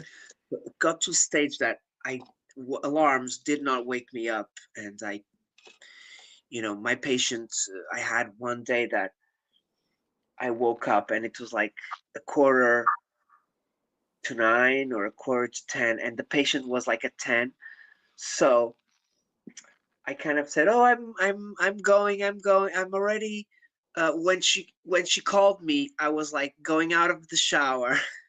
I still had a half an hour to drive there, and when she called me, I said, "Oh, I'm almost arriving. There's a little bit of traffic." And then she kind of didn't come back at 10 o'clock, and from that day on, I thought, it's best I do not schedule patients in the morning. So I just do. I do 11 and 12 if it's like an emergency, but I also do weekends. I do Saturdays Good. in the afternoon if it's like, because it's close, if it's close, I do not mind on a Saturday after lunch, like from 3 to 4 or 2 to 3. I can put a patient there if it happens, but mostly they come on week, and it's not that many. It's sometimes I'm 1 week without working, but remember, I'm not only an osteopath. I have 3 kids. I have my YouTube channel, Yeah. so it gives me a few cents. Um, my wife, she's a children educator, so she helps a lot. Nice. I'm also a gardener. Nice. I do the antiques. I sell antiques. So I do other things. Antiques. It's kind of half antiques and half osteopathy. Yeah. But I do love my YouTube time. So I thought to myself, why not? If I love YouTube, why not? Do something that I like, and because like you and I, we've always gone to these friendly shows of Yeah. UFOs, paranormal, Bigfoot. They all kind of cross over each other, and I kind of had that always when I started my show. I always had that idea that I'm going to interview normal day people, day to day people, and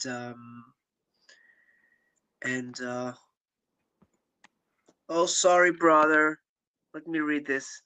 So basically, I do love antiques. I love history. Um, my uncle, he's a history teacher. So, I've seen UFOs when I was 16. I don't know if I told you Mm. that what you told me today does go a lot with what happened to me when I was 16.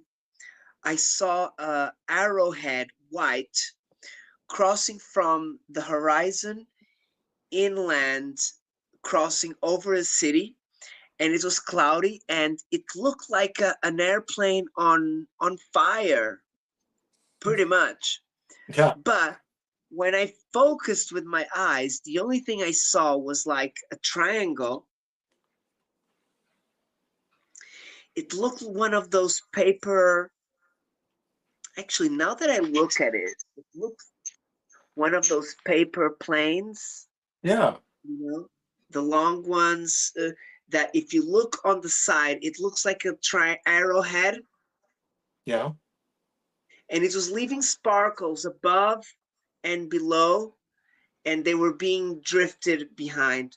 I'm not sure if there was a trace or not. Maybe there was like a trace. We were Pretty drunk. crazy. We were drunk, high. A girlfriend of a friend of mine, she was vomiting. Oh no.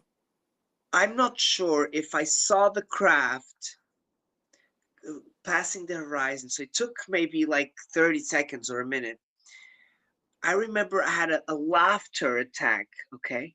Okay. Like a laughter. And I just started laughing after I saw it. When I saw it, I never took my eyes. I think the girl was vomiting and they were all attending her, and I was looking at it. But I had the feeling in my head that everybody was looking at it and they all saw it, all my friends. We were 5. But I've talked with 2 of them in the last year, and none of them remember anything, you Interesting. know. But I never forgot. You know how I remembered? I created a mental note that night and I Mm. said, I'm going to try and investigate this. And it was my investigative brain that made me remember it, because that night I went to the channel 2. We had 4 channels public Yeah. at the time. I was 16, so I'm 42. So it was probably 99, 98, Yeah. and I went to the TV channel 2 that it had astronomy. It didn't talk about anything. It just talked about Wow. planets and whatever they were talking that day, that night. I went to the Totally. news the next day, nothing, nothing Yeah. at all. So, I don't think there was internet back then in 90s. I Probably think it was not. the Yeah. Mirk. The Mirk was starting. The Dial up. yeah, that was the first internet we Right. got. So I think maybe there was dial up because how do I remember it? A friend of mine, he had the driver's license, but I was 16 and my father my brother was 17, and that year we were studying in the city, and he bought us one of those old people car. Have you heard about it? Do you have them? Old people car. Yes, like the Ixom, the Ligier. Mm. It's like a car that you don't need a license. Oh, okay. Not familiar, but They're sounds interesting. given they're given here in Portugal to Oh, older people. Why? Because they have a yellow plate, which means they only go 50 cc's. okay. So they're not fast. They go maybe like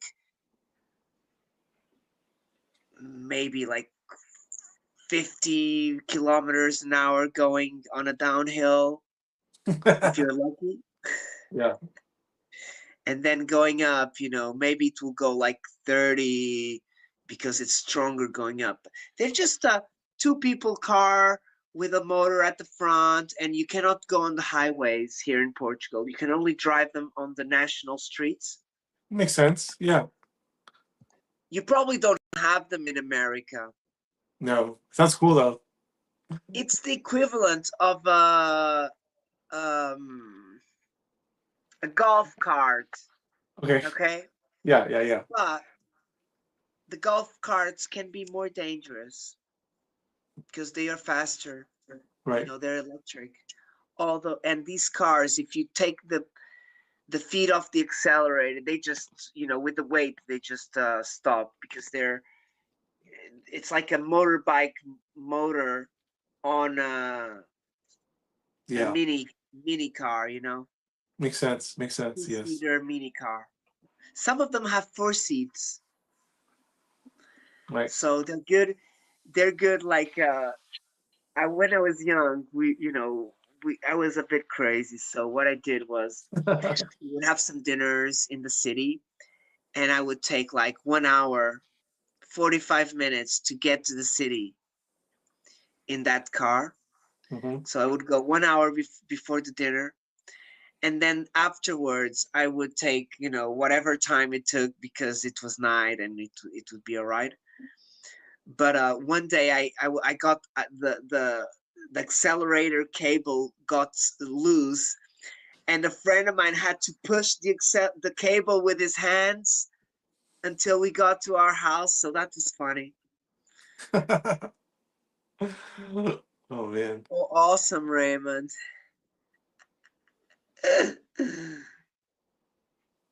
Interesting. Either way, my brother, tell us your channel, and Yeah. yeah, I think we can stay for today, my brother. This was beautiful. Thank you so much Thank you. for the beautiful stories and the preparation for the interview, my brother. It was beautiful. Thank you, man. I always have fun here. You have a great community, and I see Thank you right now so we much. I see right now we have 7 viewers. So I challenge everybody who's watching this right now, go subscribe right now to my YouTube channel. Please do it right now to help me out. So it's right there. It's youtube.com/ at biologist wild Wild trees. Tree. Or you could just go to YouTube and just type in biologist wild trees.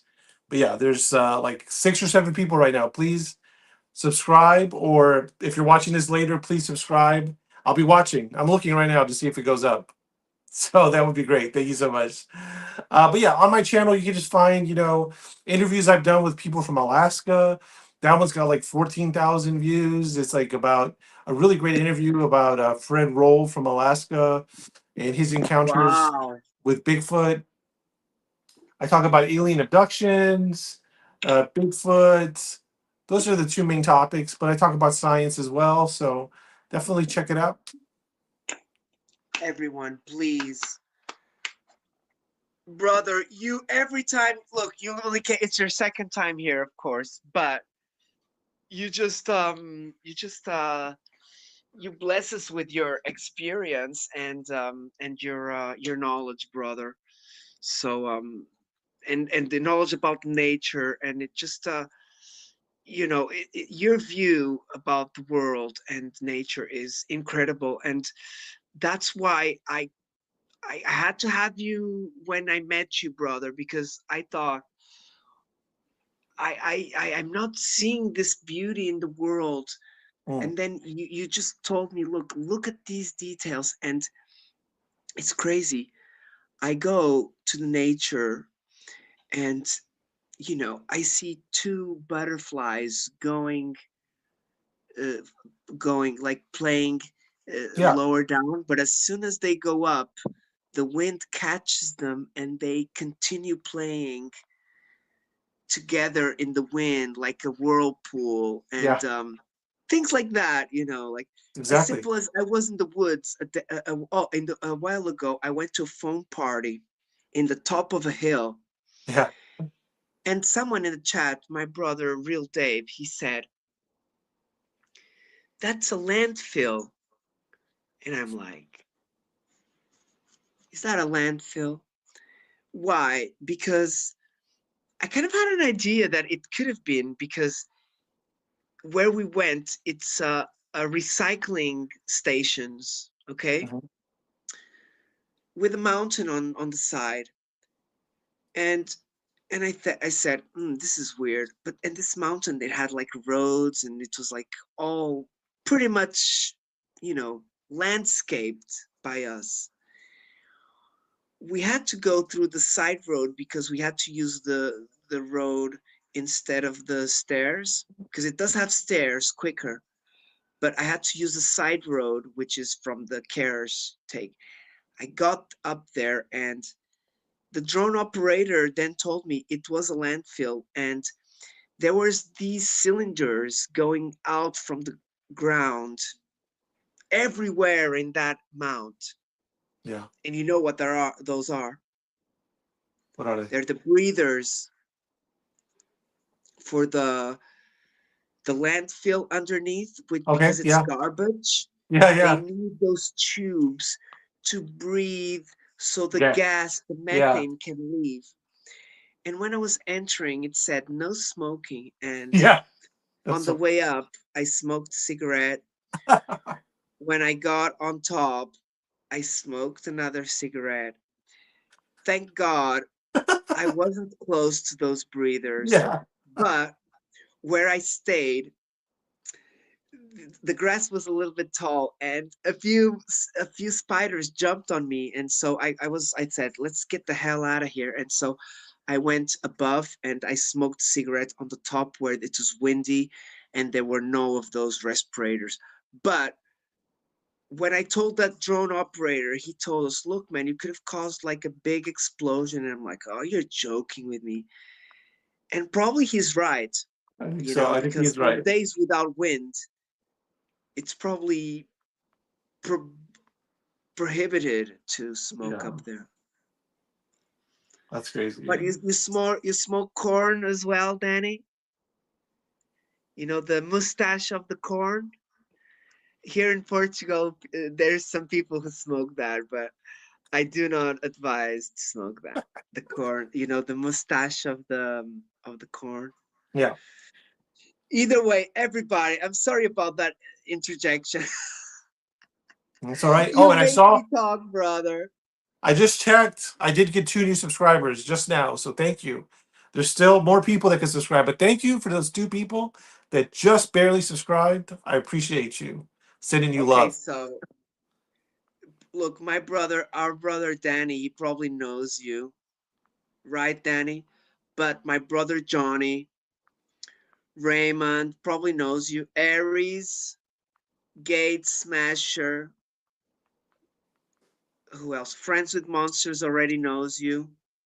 I don't know if BJ's is around, but I will send him your way, my brother BJ's. Okay, Awesome. brother, when was your? Do you still do interviews? I don't know if I told you, but I haven't clicked the bell on you yet, my brother. That's why I kind of lost because I Mhm. subscribe to so many people, and I have I need people coming back to me, reminding me because Right. sometimes I do not click the bell, and because I add so many people, Mm. um, YouTube prioritizes the last people that I've added, and I've known you for years. So now I've clicked the bell. Today I clicked the bell, and I put your link. I shared the link on the description. Thank you. And I just had another subscriber. So now three people have subscribed. Thank you. I appreciate you. Awesome. We have 4 people here. So either way, everybody who comes and watches till the end, please subscribe to my brother, Wild Trees, and I hope when do you have any scheduled interview or video to release or anything like that? I don't, but Any here's news? look. Here's I'll tell you the truth. I did a lot of notes for today, but I didn't use any of the notes, so it's okay. It's okay because I was thinking maybe I could have you on my That's what happened. channel. Let me have you on my Okay, channel, and then we'll go over my notes. We'll just do it then. You could be my guest. beautiful. Yeah. Okay, thank you, brother. It will be the first time on your show, and it will be a freaking pleasure, my brother. You know that. I started doing a few shows recently, so I've started going to a few places, and I was gonna have a show on Friday on a very good friend, but it's not we canceled it because he's not gonna be able to do it. But I'm getting the hang of it, and I tell you, I relax more when I'm at other people's show because Hmm. I can really look. The other day I was at Mama Bear's, and this happened there. I Someone made me a question, and I forgot. I answered something, and then at the end of the show, I got the answer, and I was like, "This case that I told you about the Arrowhead Yeah. UFO with no noise," and I forgot that was the most craziest one that I've seen, and I was something made me forget it, and the one that I was getting was a month after my mother's passing. She passed in October last year, so Sorry to hear that. Sorry not for very that. long time ago. Thank you very Yeah. much, brother. And so, on that time, I was on a big turmoil, and Hmm. they appeared, man. They appeared like Wow. orbs, like 10 orbs in 20 minutes. Um, and now I know that if they come back in, November, October, November, that means that there is a phenomenon Hmm. that happens more in winter, you know what I mean, or Yes. autumn, winter, because now I look out and it's kind of dusty. And I saw one maybe like 2 months ago, and and and they're rare now. I haven't seen for 2 months, and I saw one uh, facing south, and they usually face west. So I don't know. It's a bit confusing. The UFOs that I see, they're the orange orbs. They appear as a star moving. Wow. Yeah. They power up, and then they power down and become a star again slowly, and then they disappear. Wow. they last maybe, I don't know, a minute each, 30 seconds up to a minute. That's And pretty those are cool. the ones I've seen. I've seen one without moving, one that appeared as a star. Mhm. Look, I was smoking a cigarette in the window, and I had a little bit patch of sky, no wind, it's a summer day. This one was in the summer, for example, the ones I see facing south, but it's only one, it's very rare. The ones west over the sea, I've seen like 10 in 20 minutes, something like that. I was looking at a patch and I thought to myself, look, actually, it happened maybe after we had the interview, not very long ago. I'm not sure. I thought, what if something appeared? And after a minute, a star appeared and it powered up, powered down, and it became a star and it disappeared. And I called my wife, oh, I saw UFO. And she's like, oh, come back inside, never mind. And I was like, and then I played, uh, there was a draw on a giveaway at a Yes. friend's channel, and I won $50. Nice. And I got a message to play that draw because all day long I wasn't gonna play. All day long I saw the post and I said to myself, "Oh, I'm not gonna play." Um, just like to myself, I'm not gonna play today. And then I saw the UFO, and then I said, "Damn, should I play it or not?" And then I played it, and then I thought to myself, I'm gonna write the word they want, and then I'm gonna say the UFO made me do it. And I left, and the next day a friend told me that I won. So, crazy, right? Yeah. That's crazy. And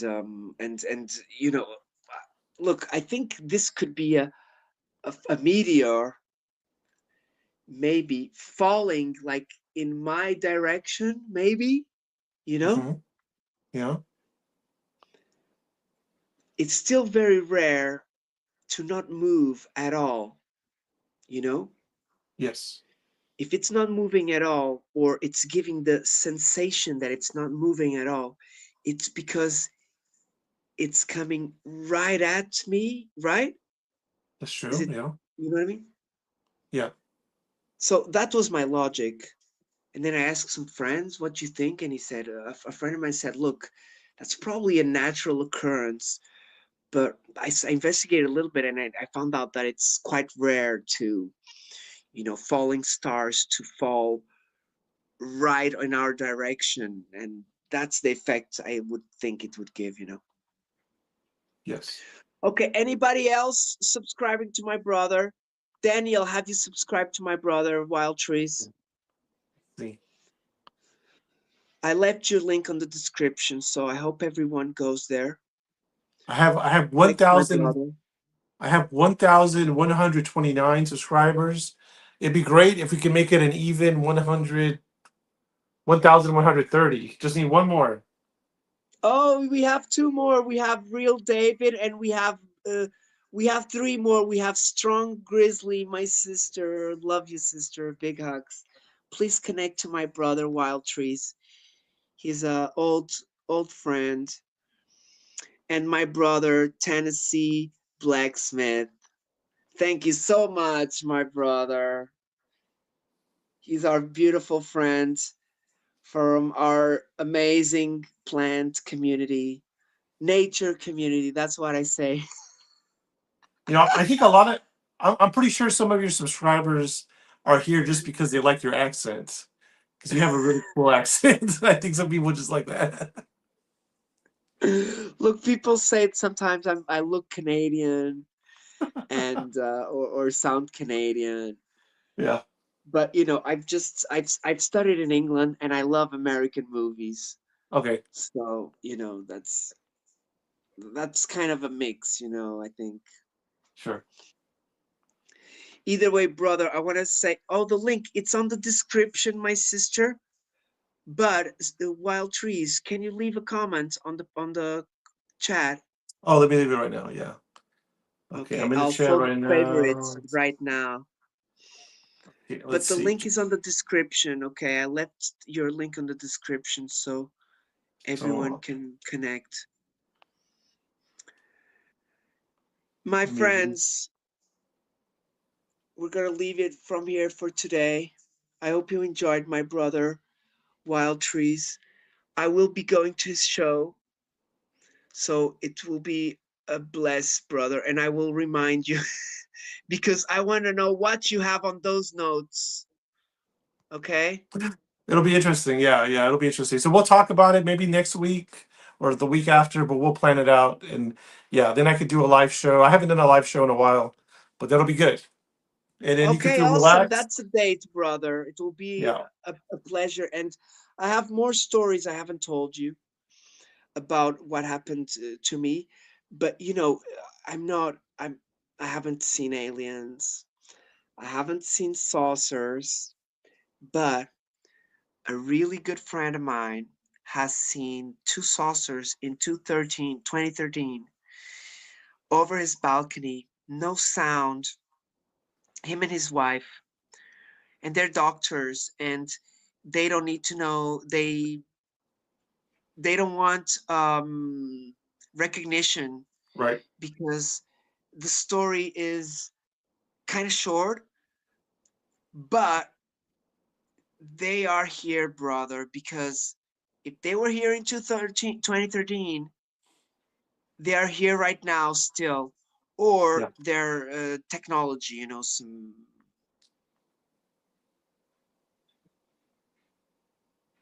very cool. Thank you so much. Okay, so everyone, leave a comment at my brother Wild Trees, please.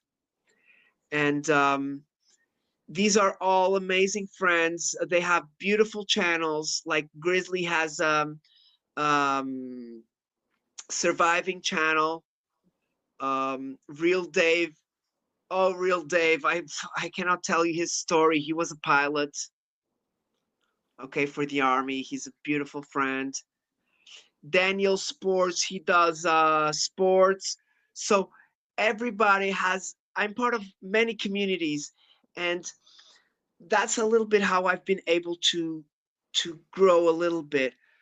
Right, But at the end of the day, we meet a certain people that we become friends because um like my sister Daisy May, I met her, and one day I'm there and she tells me a story that I'd love to tell you on your show. Okay. And since that day, I became like really good friends of her. And she has a beautiful channel. She has a little doggy and called Daisy. And she does games. She's got like a kids, not also kids channel. So it's a all inclusive. And she does games and names and things like that. And so yeah, I know a lot of people from the fishing community to the UFOs, Bigfoot, and that's really how I've been able to start a little bit. But brother, you're kind of a very busy person, and uh, what happened with me is I also started doing a morning show, the John P. Morning Show, AP, coffee and a UFO. okay. And I tell you, brother, do you remember Alien Girl? Yes. It was, if I continue with it, which I will do more shows, but I won't just do them every day. It was going crazy, man. If I continued going it every day, it would have gone crazy because there's no news on the UFOs every day, so you kind of have to make content. So Yeah. um, I prefer to just do something when something appears, and it's waves. There's some waves which are big, and we've surfed them for a while, and there's smaller waves, which is kind of small news, and we just remember you talking to me about you wanting to do a show about the news. Yeah. Yeah. So it is hard, brother, to do like Jack, our brother Jack Yeah, from yeah. Road. Prospect Road. He's going wild, you know. He's Yeah. going wild. His channel, because he does a little bit of news every day. He's doing it really good, but I kind of I do not have that patience to talk about Congress, politics, nothing Well, burger, and let me give some. nothing Let me going get. forward, but the disinformation is going forward. That's why I kind of just prefer the interviews, because interviews we go right Mm, at the nitty gritty, and we're yeah. not, you know, lying to each other and stuff like that. Like the, the not lying, but disinformation. The Yeah, always out there. there's a lot of weird egos, like weird Yeah, personal drama that happens. I don't like that stuff either. I mean, that's not just UFOs because that happens in science too. Whenever you get yeah. people, groups of people, it's not a UFO thing, not a science thing. You just get groups It's of a people. human. It's a It's human a thing. I don't human. like it. Yeah, but I do have So some good we news. keep with the good ones. We stay with the good Yeah, ones. the good ones like Raymond. Thank you, Raymond, for subscribing and commenting. And I have good news. We now have 1,130. We did it. Yes. Awesome, brother. Look. I'm gonna do even better when I go to your show. Yep. I'm gonna make some publicity so people join us. Okay. Okay. Um, and if you have StreamYard, Yes, it is. um, I can even do a double show on stream on mine as well, and then make people go from mine to Okay. yours and vice versa. If you want to do that, brother, when we Sounds do good. the interview. But you've been one of those people, brother, that I kind of I should have had him earlier, but you're quite busy, and I don't want to impose on your work and things like that. Well, you Okay. can always ask me. You can always ask me. Just I apologize if I'm a little slow to reply, but I'm never Yeah, bothered if you ask me. If you message me, you could do that anytime. That's no yeah. problems whatsoever. Because you've always been the sort of friend that I want to have on the show. I don't mean regularly, like monthly, but at least, Yeah. 5 times a year, man. Sounds good. So I'll try doing that, because I know you will have a great job, a great preparation and information for us all. Okay. Appreciate it, man. Thanks for building up my ego. I feel good now. I feel like $1 million. Thank you so much.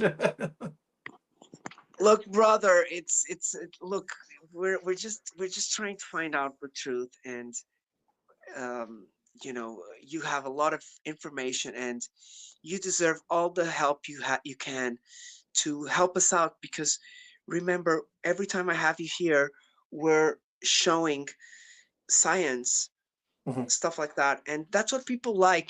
People, we cannot always do like aliens, UFOs. We have to always go for nature and ground ourselves before we can go into the sky, Good right? message.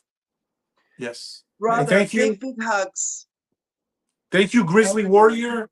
Grizzly Warrior, thank you for subscribing and commenting. Raymond, thank you for commenting and subscribing. Thank you, everybody, for watching. Thank you, John, most of all. Aries, my sister, please, if you haven't, please check my brother, Wild Trees. Aries, my beautiful sister, um, from, I think it's Canada, right, sister? But she's originally from the Philippines, and she just had Nice. to travel there. Beautiful travel. Beautiful. So yeah, that's what I like. I love traveling. I love everything, like food. Okay, we're gonna stop here. John P loves you. Don't go away. Stay there. Stay blessed, my people.